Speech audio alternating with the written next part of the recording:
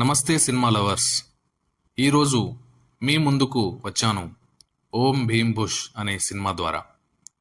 కథలోకి వెళ్తే టైటిల్కి తగ్గట్లుగానే Om Bheem Bush, no logic only magic. గుప్త నిధులను తవ్వడం, దయ్యాలను వదిలించడం లాంటి టాపిక్స్ మీద థీసిస్ చేయాలని ముగ్గురు యువకులు ఓ కాలేజీలో జాయిన్ అయ్యి ఆ తర్వాత ఆ కాలేజీ నుండి గెంటివేయబడి ఓ ఊర్లోకి చేరుతారు. ఆ తర్వాత ఆ ఊర్లో వీళ్ళు ఎలాంటి పనులు చేశారు, వీరికి ఆ ఊర్లో ఏమైనా గుప్త నిధులు లభించాయా లేదా అని తెలుసుకోవాలంటే అమెజాన్ ప్రైమ్లో స్ట్రీమ్ అవుతున్న ఓం భీమ్ బుష్ సినిమాని ఫ్యామిలీతో కలిసి చూసి ఆనందించండి. ఈ సినిమా ఒక మంచి కామెడీ ఎంటర్టైనర్. ఈ కథలో లాజిక్కి వెతకొద్దు, ఓన్లీ మ్యాజిక్ మాత్రమే.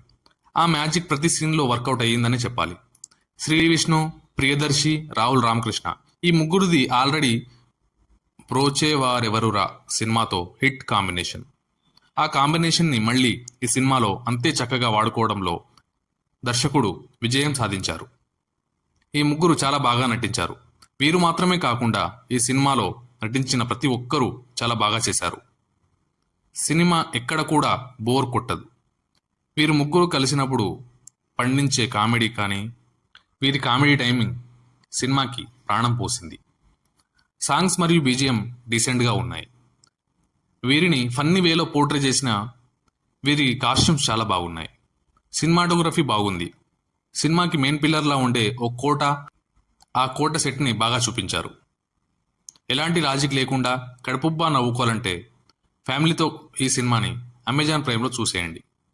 నేను ఈ సినిమాకి ఇచ్చే rating 80 ml out of 100 ml. Star rating వచ్చేసరికి 3.75 స్టార్ అవుట్ ఆఫ్ 5 స్టార్.